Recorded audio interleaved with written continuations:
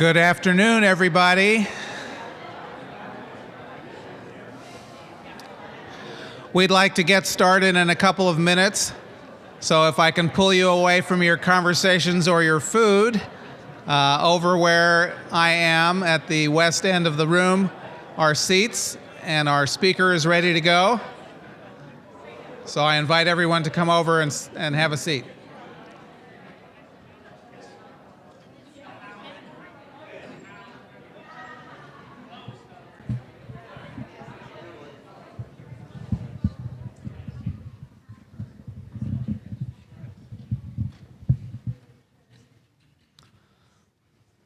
Come on over on this side. There are seats here. Everyone is invited to the talk.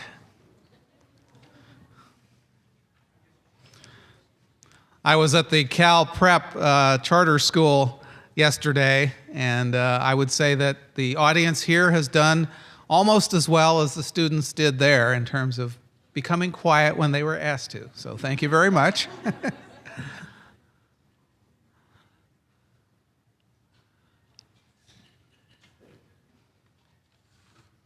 Okay, so I'm Gibor Basri, the new Vice Chancellor for Equity and Inclusion, and it's my pleasure and honor to welcome you here to this inaugural open house for our new division. Before I move on with the program, though, I really want to take the time to acknowledge the really hard work that has been done by the planning committees and the people who took care of the logistics here. Needless to say, there were a lot of people involved, so I can't name them all.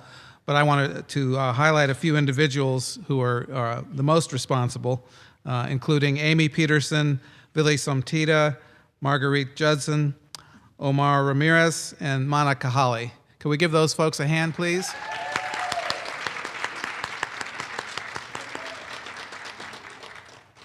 Well, this is very exciting for me because I've only been in this position for a little over 12 months. It was about this time last year when I came into my new office, which had absolutely nothing in it, and I had no staff, and nobody knew what equity and inclusion was supposed to do or really be about. And so then 12 months later, we've really gotten things pulled together. We have a lot of people involved in this division, and we are most of the way into the planning of the strategic plan for equity and inclusion, which will set its direction for the next decade or so. This position occurred because of a lot of different factors coming together.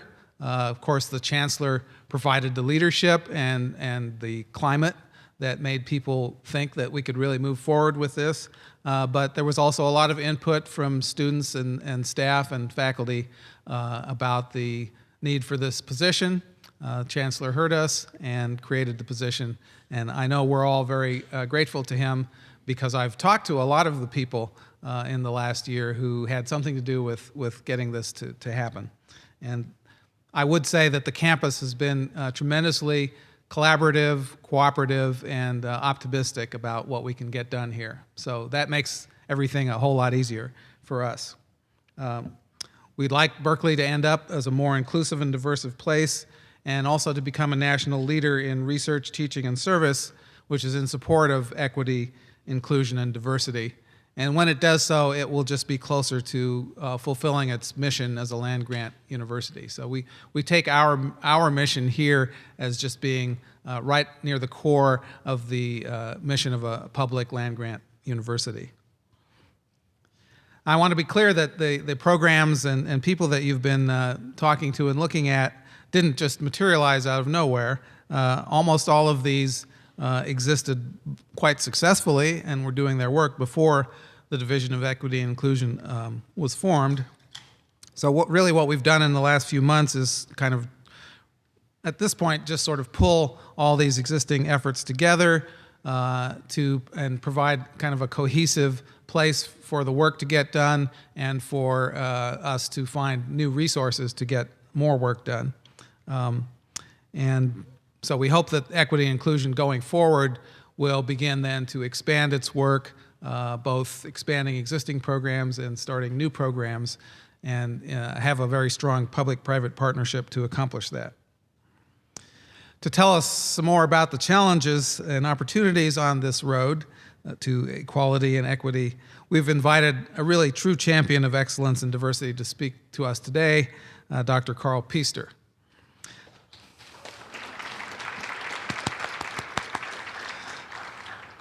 I've known Karl for a long time, and I know a number of you have as well. He's had a long and illustrative, it's been illustrative too, but illustrious career at UC. He's the Chancellor Emeritus of the University of California at Santa Cruz. He was the first Vice President of Educational Outreach at the UC Office of the President. He was guiding the implementation of the university's outreach task force that crafted a set of recommendations in response to the passages of SP 1 and 2 and Prop 209. So he's been right in the middle of activity which has tried to move us in the correct direction on these issues. His 5-decade career prior to retirement began at UC Berkeley as an assistant professor in the Department of Civil Engineering, and he became dean in that department and then moved over to Santa Cruz in 1991. He's been the recipient of many awards, including Cal Alumnus of the Year, the Berkeley Medal, which is the highest citation that the campus gives, the Presidential Medal from the system, and the Presidential Award of the American Society of Mechanical Engineers. So Karl is not only a super expert in equity and inclusion, he's a super expert in engineering and academia and the governance of institutions of higher education. So it's my really strong pleasure welcoming my old friend Karl Pister to tell us, give us a few words about where we are and where we can go. Thanks, Karl.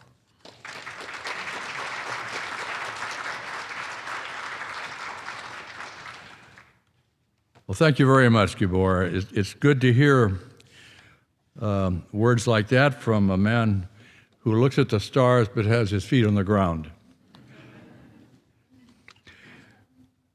When Gabor talked about moving into an office with no staff and no furniture, I was reminded of another Berkeley faculty member who had a very similar experience. He moved into an office in Sproul Hall, no secretary, just a desk, and sat there for 6 weeks and wondered what he was supposed to do. And the same gentleman who was the new chancellor at the Berkeley campus, Clark Kerr, asked President Sproul, well, President, don't I have a secretary to do my staff work? And the president said, oh, you won't need one. So that was the birth of the chancellorship at Berkeley. It's very much, in some respects, like Gabor's situation. It's a tremendous challenge, but not necessarily an awful lot of support at the beginning. So we'll see. In coming into this building, I mentioned to some of you, first time I've been here since from the time it was a restaurant. I used to eat here from time to time. Food was terrible, but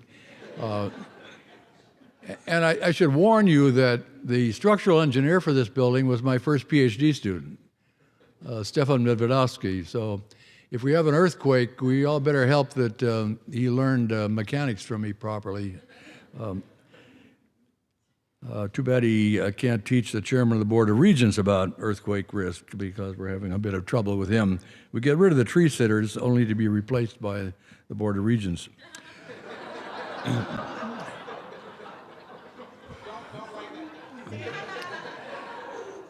Hey, you can put anything down. They can't do anything to me except get rid of me now. So I am well insulated from the university. The remarks that I'd like to share with you this afternoon constitute a set of data, of challenges, of things that have been written down over time. I don't think you're going to hear anything that you are not familiar with. So particularly the people in this room with whom I've shared many experiences over the last 2 or 3 decades in the university, particularly at Berkeley here. So why should we be talking about things we already know about? I hope I can inspire you to continue the kind of commitment, the level of commitment, the dedication to the issues that we're addressing, and the need for doing so. So it's I think in cultural anthropology, they would call it a rite of intensification.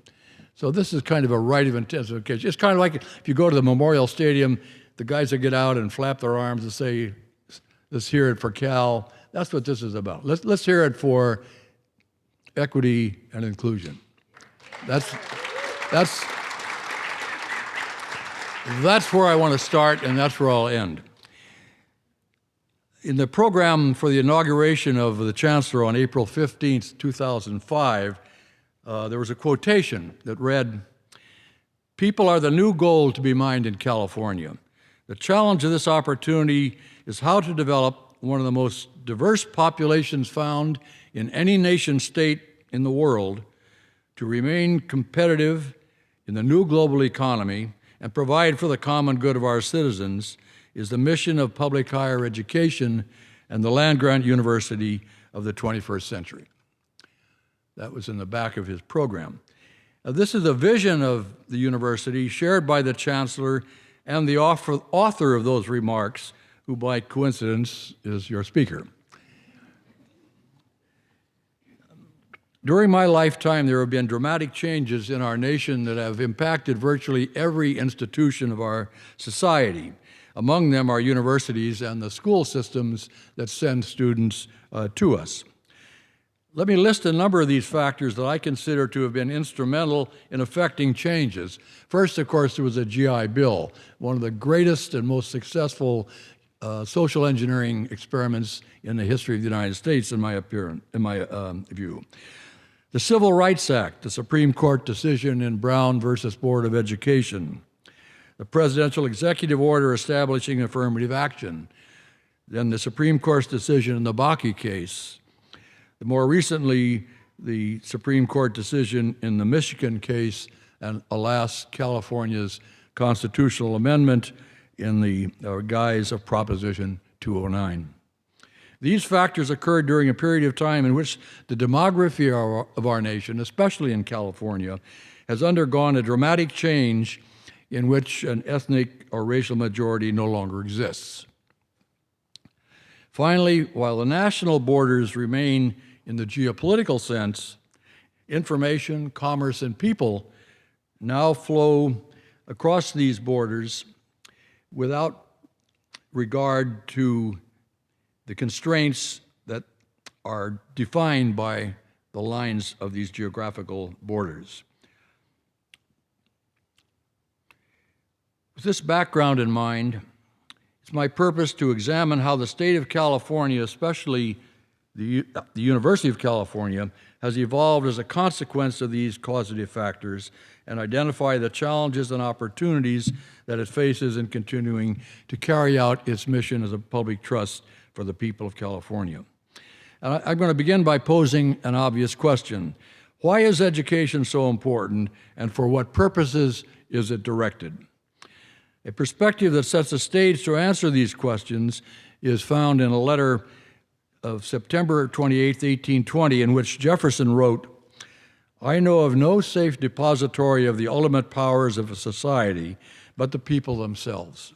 In the 1960s, we called that power to the people.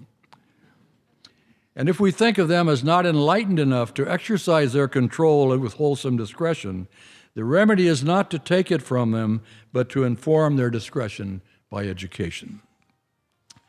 More than a century later, Albert Einstein wrote, "Everything has changed but our ways of thinking. And if these do not change, we drift toward unparalleled catastrophe." I would characterize these two statements as factors that push the importance of education and the imperative to regularly assess its focus and scope. Let me turn to two statements that further support this imperative. The first is from a Regents lecturer during the time I was dean, Edward Wenck, another engineer, by the way, who noted the following: "In its connection to human affairs, technology now defines culture as broadly as philosophy and religion did in the past. It sharply alters lifestyles and reinforces or collides with values. It modulates the most celebrated passages of human existence with artificial intervention, both at birth and death. It is the main engine of change, and last, technology lurks behind our most agonizing dilemmas and our most potent threats to survival. In many ways not clearly foreseen, technology ordains our future. You know, it's in a word or a sentence, we live in a highly technological society. We not only live there, our existence depends on it. We are sustained by the technology of our society. Unfortunately, we're dealing with the consequences of this observation quite imperfectly, I would say, at all levels of education. One need only reference the underachievement of California students in math and science tests, not to forget the public debates surrounding evolution and global warming. Global warming is not man-made. Evolution is only a theory. What kind of logic is that?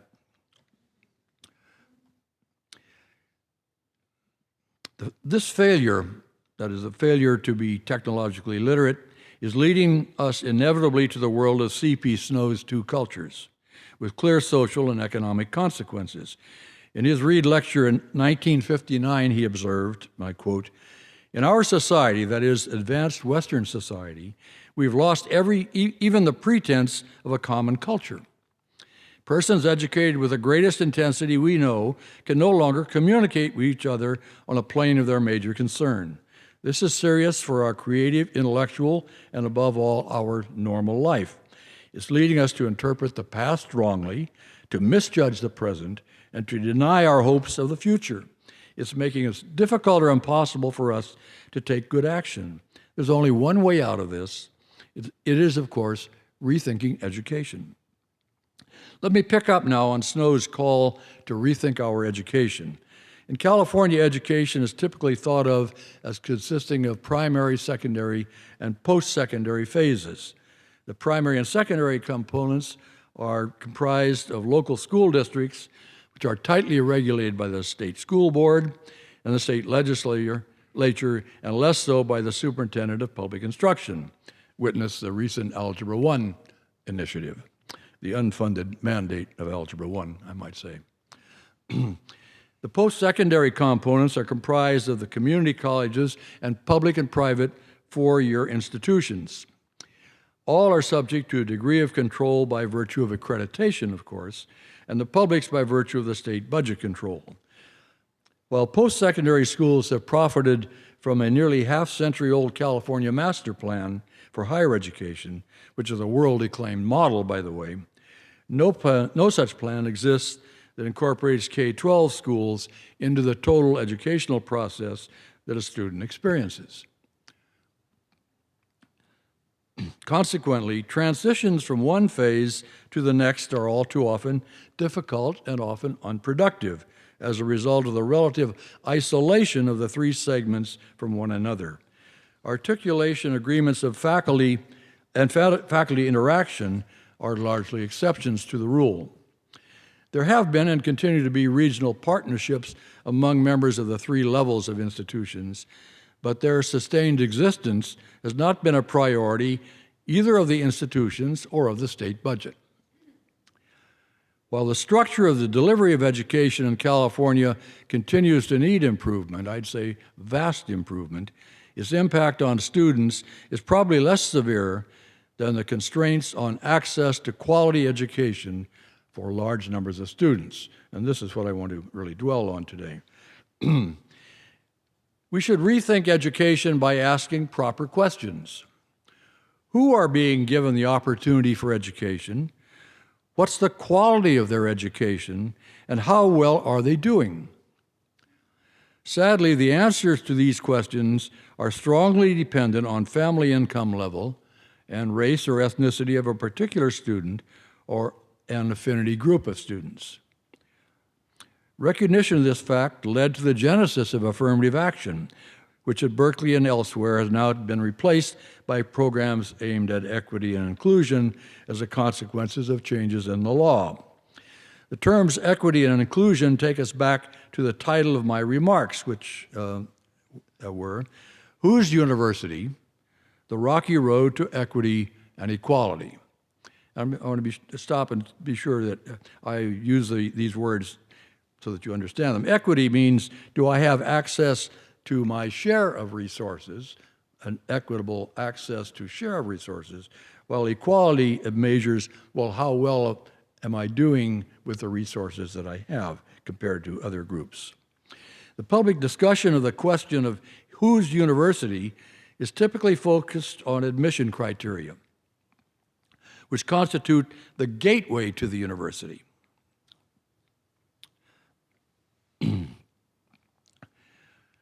Left out of the discussion is the educational pathway to this gate, that is, the preparatory K-12 educational experience, don't leave out, as well as the socioeconomic environment in which an applicant for admission lives his or her daily life. And I'm going to come back to that again. It's not just what the school site offers, it's what happens in the community in which the student spends his or her life that one has to address. Thank you. Yeah, my voice, I didn't have my gin and tonic this morning.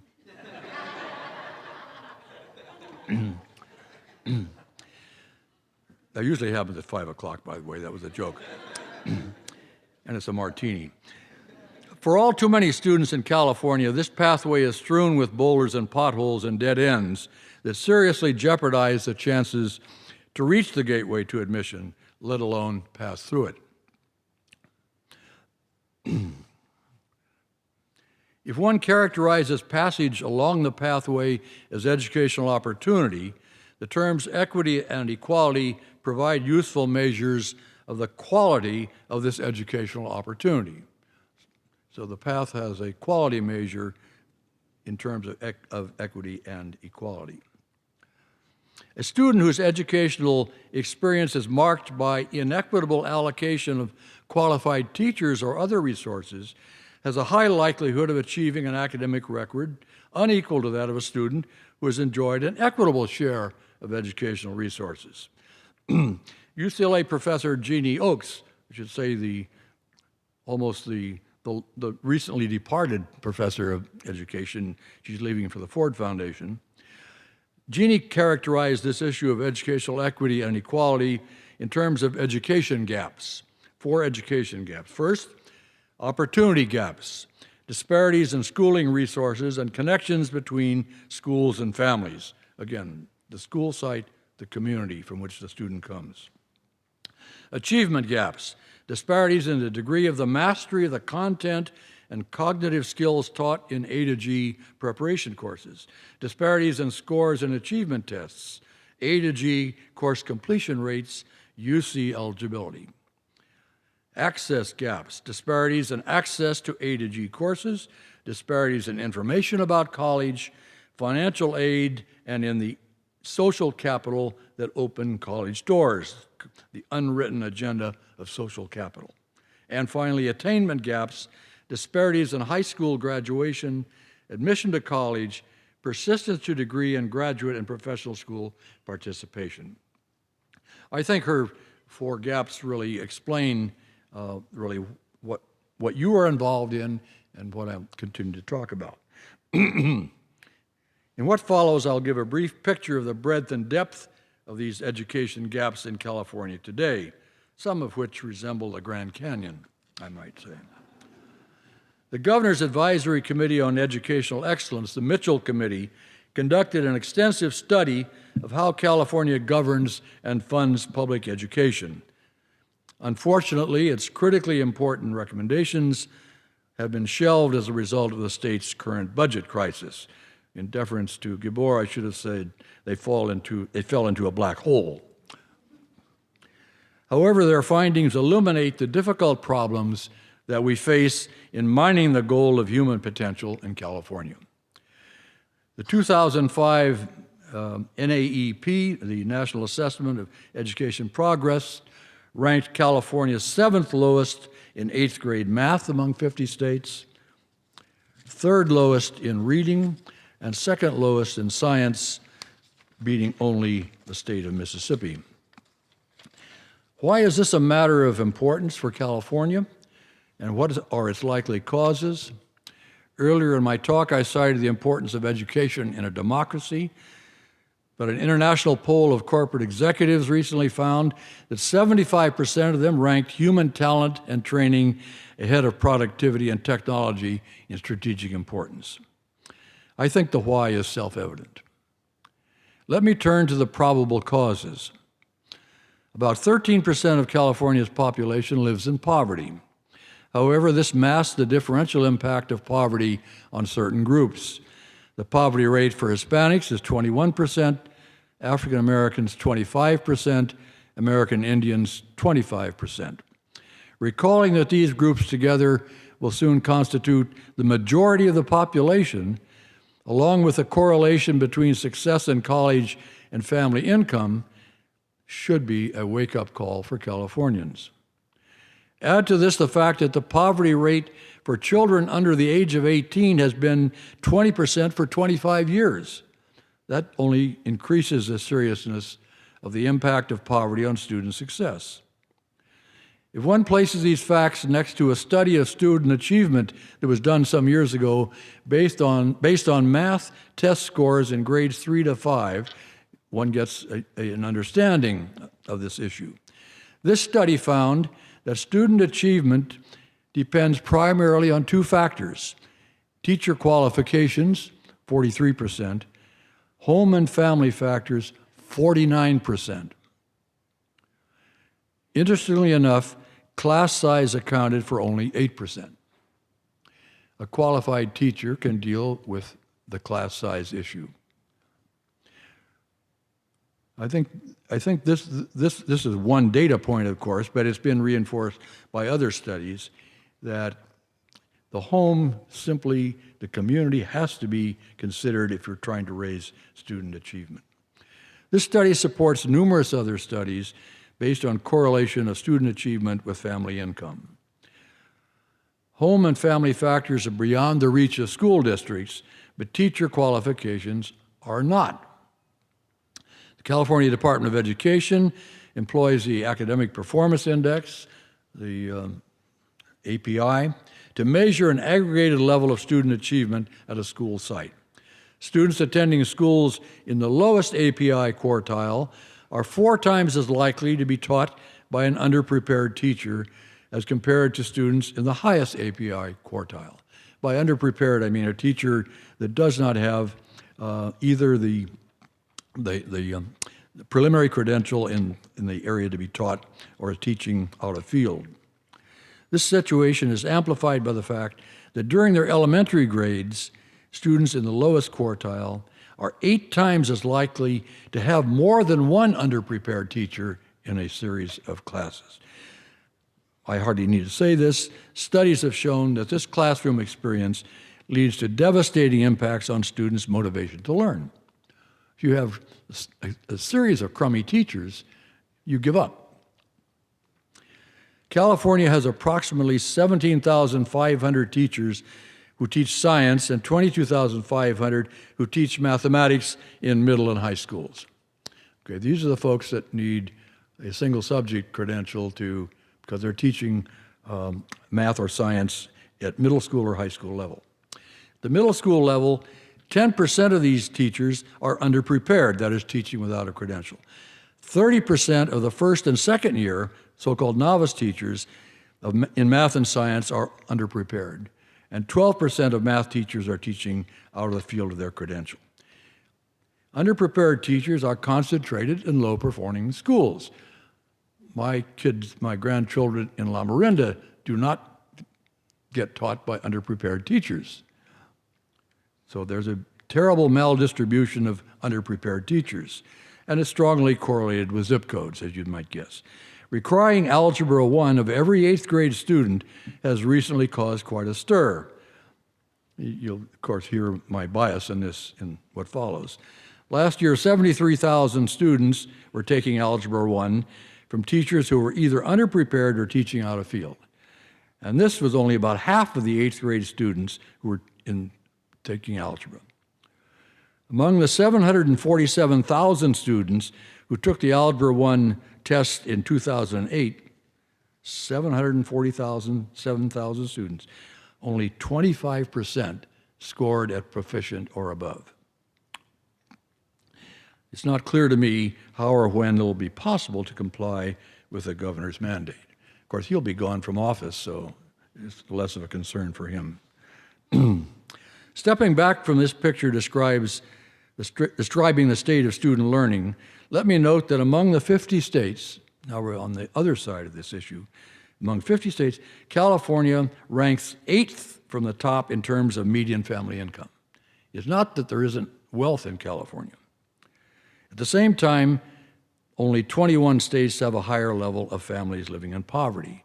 We have an enviable record of income disparity in California, a bimodality of income. The maldistribution of wealth in our state, together with the maldistribution of underqualified teachers, has a demonstrable, serious impact on student achievement in K-12 schools, therefore access to higher education. And now let me further quantify this impact on our society. The data from a 2007 American Community Survey gives median annual earnings for males. Females would be lower, of course, ironically. These median earnings for males ranked by level of educational attainment. For high school dropouts, the median was $22,000. For high school graduates, $32,004. For baccalaureate degree holders, $57,400, and for graduate and professional degree holders, $77,000. So the high school dropout at the beginning, $22,000, with a family or down the poverty level. Graduate professional degree, more than 3 times as much. A serious consequence of an undereducated population is not only the lost opportunity for employment in the workforce, but a significant loss of taxable income. Don't forget that side, the taxable income loss, accompanied by an increased level of needed social services. Students who are in classes with underprepared teachers and who often do not enjoy the level of support for educational achievement found in high-performing schools quickly lose the motivation to learn and find no reason to continue. I get this on a regular basis from my middle school science teacher daughter in East Stockton. Her kids, she says, they're not lazy, they're frozen in the class. They simply don't understand why they're there, and if I don't push them, they won't do anything in the class. They are frozen, they've given up all hope. The phenomenon is starkly portrayed by attrition and graduation rates of students from high school. You probably all know these data. Overall rates, overall rates for the state are comparable to the national average. They're around 70%. And of course, how you calculate graduation rates is in flux now, because up until this year, the state hasn't had anything resembling a data system for students. So you can't possibly, you have to estimate graduation rates. But most of the estimates hover around 65 to 70%. But this 70% figure masks the differential among groups of students. The largest percentage of students, Hispanic, graduates at a rate of 57%, African Americans at 55%, American Indians at 50%.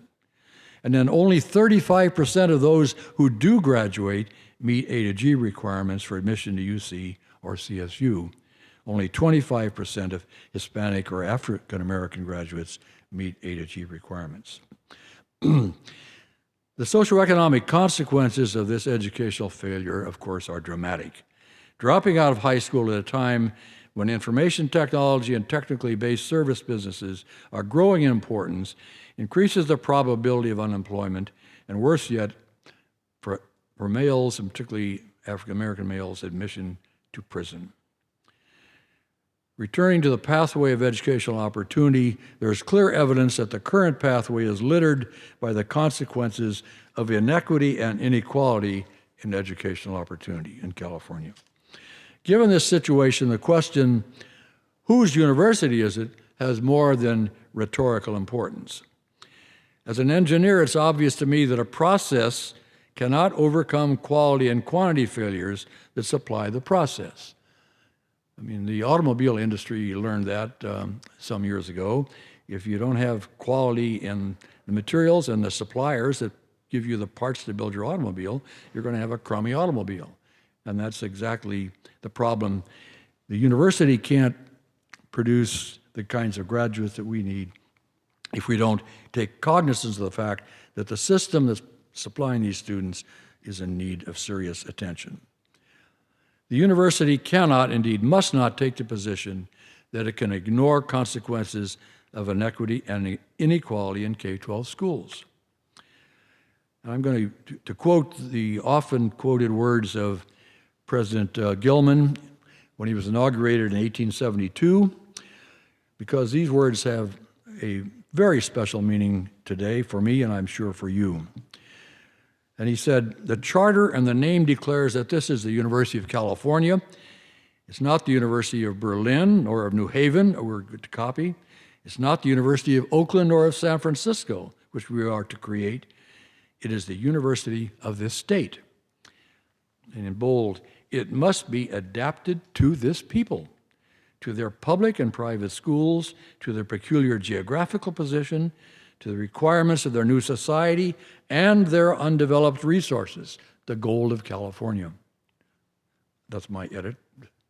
"It's not the foundation of an ecclesiastical body nor of private individuals. It is," again in bold for me, "it is of the people and for the people, not in any low or unworthy sense, but in the highest and noblest relations to their intellectual and moral well-being." True to its land-grant charter, UC faculty and staff and alumni have developed the natural resources of our state to a level that I think is unmatched in our nation. Whether you look at gold in the 19th century, silicon in the 20th century, or agriculture over the largely the end of the 19th and the 20th century, by any of these measures, UC has succeeded exceptionally well in this mission. Yet the university remains challenged that it should be adapted to this people and to their requirements of their new society and their undeveloped resources. The natural resources we developed, what are the undeveloped resources, which I earlier termed, excuse me, the new gold in California. We must find the will to reconceptualize our land-grant mission, to focus on the requirements of the people who will comprise the new society of the 21st century. Development of sustainable use of our natural resources must be accompanied by a full-scale effort to develop the vastly underutilized pool of human resources that reside in the people of our state. While this is the primary driver of the economy in California's future, there is an equally compelling downside: the loss of political support for the mission of UC, which would be accompanied by staggering social costs for undereducated and unemployed people. So it's not only to develop the economy that our state needs to remain competitive, but it's to minimize the downside, the social consequences of an uneducated population. It's interesting to look back to the 1868 Organic Act, which created the University of California in the Constitution of the United States, of California. It contained this statement: "It shall be the duty of the regents, according to the population, to so apportion the representation of students, when necessary, that all portions of the state shall enjoy equal privileges therein." That's an interesting early statement of access. In 1988, 120 years later, the regents reaffirmed a commitment to equity in a resolution, and I'll quote from that resolution, parts of it. "The undergraduate admissions policy of the University of California is guided by the university's commitment to serve the people of California and the needs of the state within the framework of the California Master Plan for Higher Education. Mindful of its mission as a public institution, the University of California has an historic commitment to provide places within the university for all eligible applicants who are residents of California." We're still doing that pretty well. "The university seeks to enroll on each of its campuses a student body that, beyond meeting the university's eligibility requirements, demonstrates high academic achievement or exceptional personal talent, and that encompasses the broad diversity of cultural, racial, geographic, and socioeconomic backgrounds characteristic of California. I'm sure your assessment, as mine, unfortunately reflects that we meet that mission very badly. We do it well in some areas, certainly high academic achievement and exceptional personal talent. We wouldn't have a football team if we didn't include that one, by the way. But we don't do well on the broad diversity of cultural, racial, and socioeconomic characteristics. That's, again, what Gabor's division is addressing. It's useful to trace some of the history that explains how this commitment to access in the university has evolved over time so that all portions of the state shall enjoy equal privileges. On March 6, 1961, Executive Order 10925 made the first reference to affirmative action. President John F. Kennedy had issued the order which created the Committee on Equal Employment Opportunity and mandated that projects financed with federal funds, quote, take affirmative action to ensure that hiring and employment practices were free of racial bias. This was followed on July 2nd, 1964, by the Civil Rights Act, which President Johnson signed, constituting the most sweeping civil rights legislation since the days of Reconstruction. It opened the door to consideration of the question of who should have the right and privilege of higher education in our nation, that is, whose university is it? Clark Kerr once remarked to me that he allocated $100,000 to begin affirmative action in UC. That would have been in the early 60s. Actually, however, the first affirmative action in UC occurred during the years of the College of California in Oakland.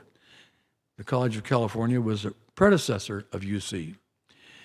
In order to qualify Spanish-speaking Californios for UC admission, a so-called fifth class was established to prepare these Californios for admission to UC.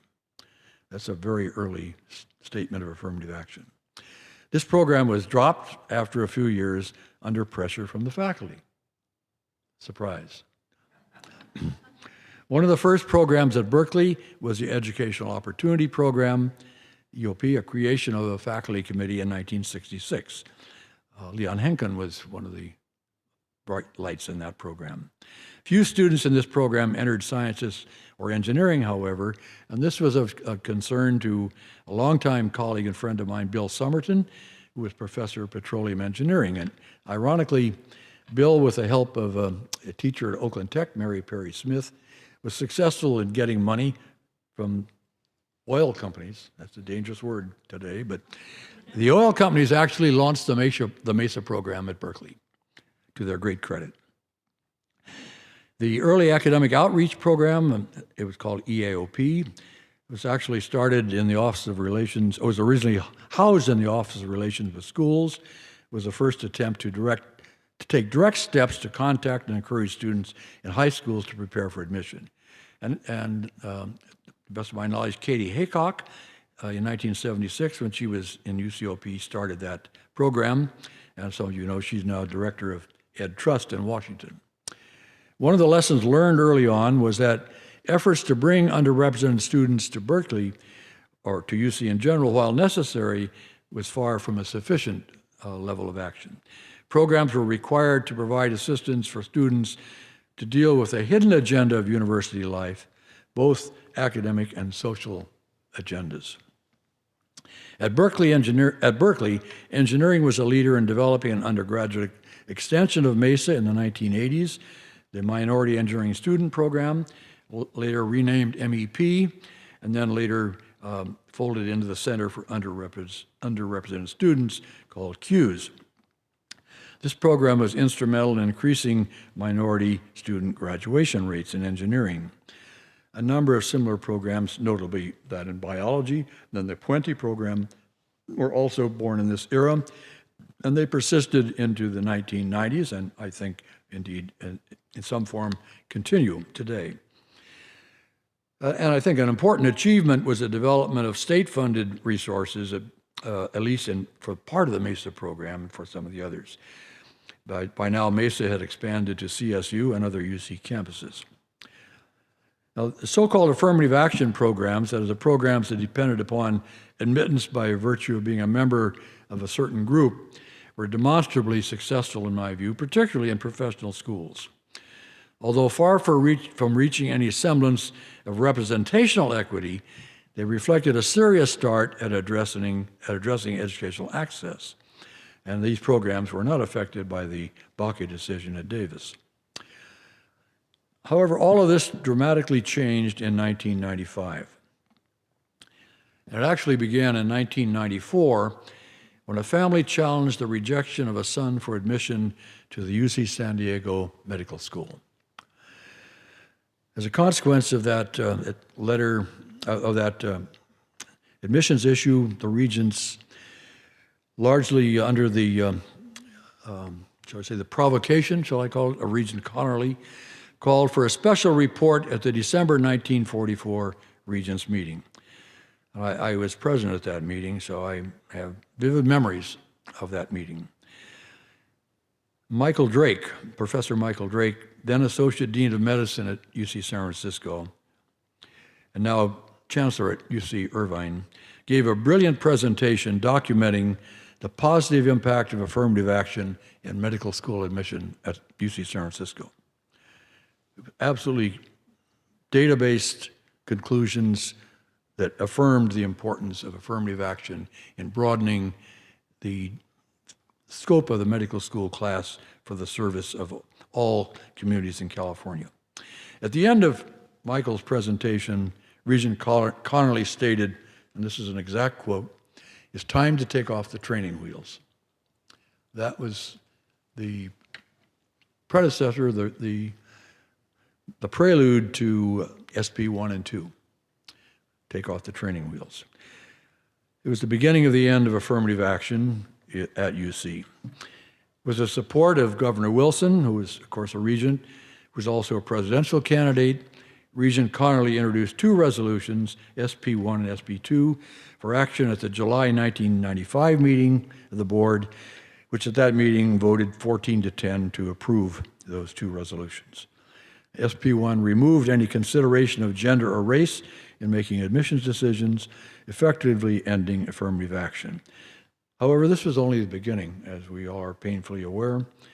In November 1996, the people of California passed Prop 209, which was represented to be an anti-discrimination piece of legislation and put in the California Constitution. Given the political consequences of the Regents' resolution and Prop 209, for the university in which there was still a regental policy that stated the university should admit a student body that reflected ethnic, social, and geographical diversity, a covering action was called for. There's a less complimentary word for that, but I won't use it. This took the form of a regental outreach task force, a broadly representative group of both UC inside and outside people. Their report of July 1997 was accepted by the board with a mandate for President Atkinson to implement the recommendations, which included a 4-point strategy.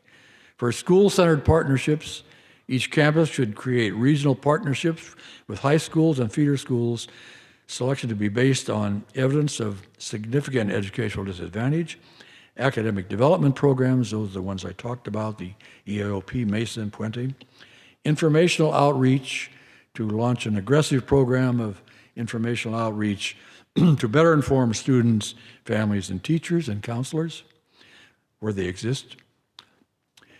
University research and evaluation, that is to engage the research capacity or capability of the faculty to examine and make assessments of educational disparity in K-12 and how well our programs are addressing that. I'm running a bit over, so I hope that doesn't cause you to lose your job, Gabor. Yeah. Now, the last budget by Governor Wilson in 1998, thanks to major pressure from a few regions, contained an augmentation of $32 million for outreach efforts to implement the task force recommendations. In passing, I should note that during the last days of his administration, we had to fight strenuously to save the California subject matter projects, professional development for teachers. They almost went down the drain, thanks to the Secretary of Education at that time. In January of '98, at the time, President Atkinson informed the regents that I would take the responsibility for outreach in the president's office. The Wilson budget had only $5 million in augmentation. But when the final budget was approved at the $32 million level, the imperative for more aggressive action was obvious, and I was given the responsibility for allocating that budget. And during that subsequent academic year, my task was to try to convince the campuses of the importance of outreach in the mission of UC. But who is the campus when it comes to mission? It's, of course, the faculty with staff assistants. Historically, in UC, outreach was carried out by staff with relatively little faculty assistance, however. My challenge was to engage the faculty to address the importance of outreach, both to the state as well as to, ultimately, the survival of the university. With my staff, I made regular visits to campuses to discuss the importance of placing outreach in the core mission of the campus. We began the practice of holding annual conferences to assess our efforts placed on the kinds of programs that we're talking about. And happily, the 1997-98 base budget for these programs rose to $137 million. In the subsequent year, Governor Davis came into the governorship. The dot-com bubble was still expanding, and Davis significantly augmented the outreach budget. His Secretary of Education, Gary Hart, was an absolutely critically important person to expand these programs, to initiate new programs. We initiated the Principals Leadership Institutes at Berkeley and UCLA, created teaching fellowships to encourage more credentialed teachers, and created summer institutes for professional development of teachers for teaching K-3 reading, middle school algebra, and teaching English language learner students. But this was only the beginning. In the year 2001-2, K-14 outreach programs grew to $250 million, professional development programs for K-12 teachers to $163 million. So we had actually a budget of $313 million to work with. But you're all painfully aware what happened. The bubble burst, the economy tanked, and along with it, our outreach efforts. We had draconian budget cuts, and we've never recovered from those cuts. Today, we're faced with being caught between a rock and a hard place. We have to maintain the faculty's quality. We need staff and facilities. That has to be our top priority. That's a sine qua non for our university. At the same time, we can't afford to stand by while the K-12 system is floundering for a variety of reasons. It's these students, largely Chicano, Latino, and African American, whose education is vitally important to the economy of our state, as well as the support of the university, ultimately, at the ballot box. If it's not my university, whose is it, and why should I support it? That will be often spoken more often that what a great university we have. If I don't see myself or my children there. So I want to include now one more quote about the status of the university's commitment to inclusion, equity and inclusion. And this was as late as 2005, the January 2005 Board of Regents meeting. It contained in a document called Resolution 56, because it brings together something that Gabor started with, and I have continued to emphasize: the land-grant institution. This is the Regents now. As a land-grant institution with a mission of teaching, research, and public service, the University of California is committed to excellence and equity in education for all of California's students to secure the social well-being and economic prosperity of the individual and the state. The university affirms that a fundamental part of its mission is to engage in efforts to promote the academic achievement and success of all students, especially those students who are educationally disadvantaged and underrepresented. So the intent is there. Toward these ends, the university seeks to work collaboratively with other key constituencies to enhance the educational capacity of California schools to help close opportunity gaps, Jeannie Oakes opportunity gaps, that separate groups of students and enhance access to those who have been underserved by the university. To meet these public needs, it's essential that the university work in collaboration with public and private sector organizations that share these responsibilities, in particular, California schools, community colleges, universities, community organizations, and students' families. So the intent is there. Well, what about, what do you say if you talk the talk, you have to walk the walk? That's where we're in trouble. Unfortunately, this is the end now.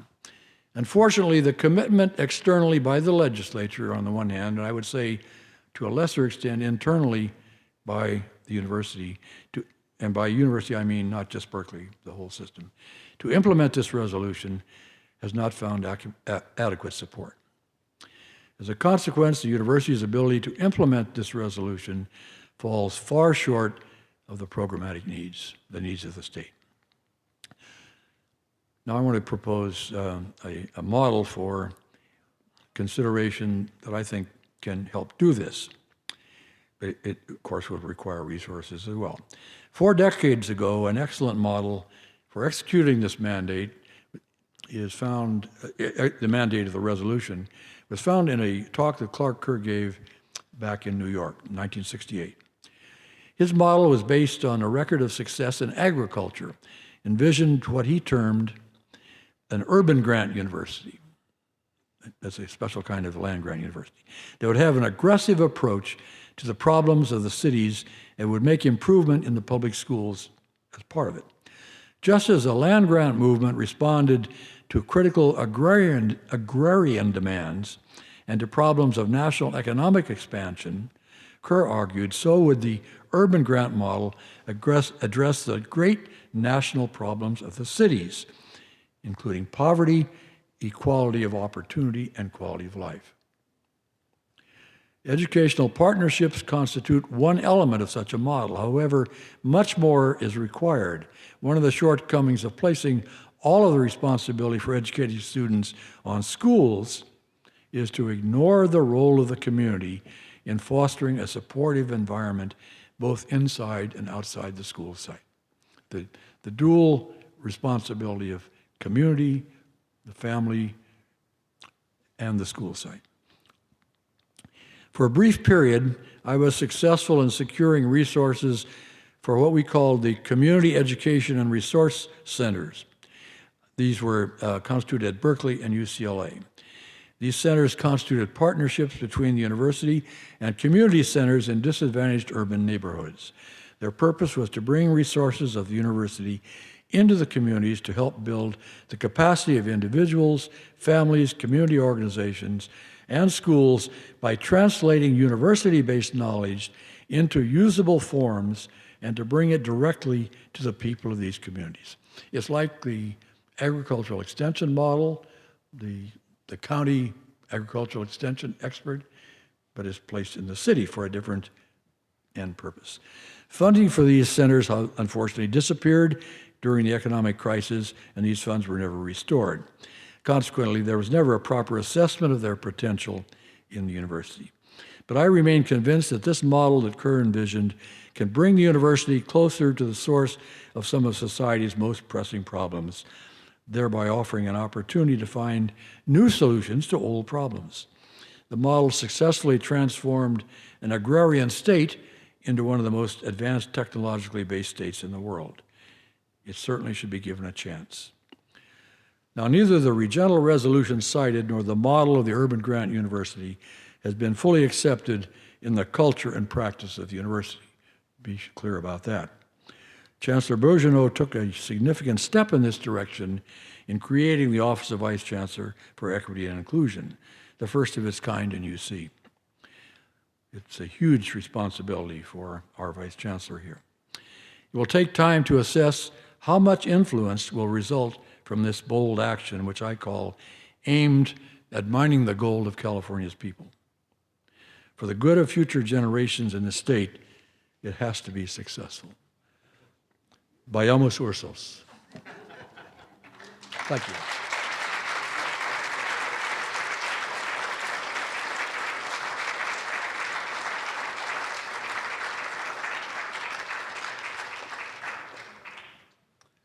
Thank you so much, Karl. I'm reinvigorated and re-inspired, and you won't be surprised to know that many of your old students, including myself, of this topic have moved forward to try to take that community resource model, bring it back up again in some form. I apologize for totally misjudging myself. No. So everyone is free to mingle again. If you have questions for Karl, you can ask him directly and chat with him. There's still lots of food here and lots of stuff to look at over there. So go ahead and let's mix again and chat and move forward on this mission. Thanks.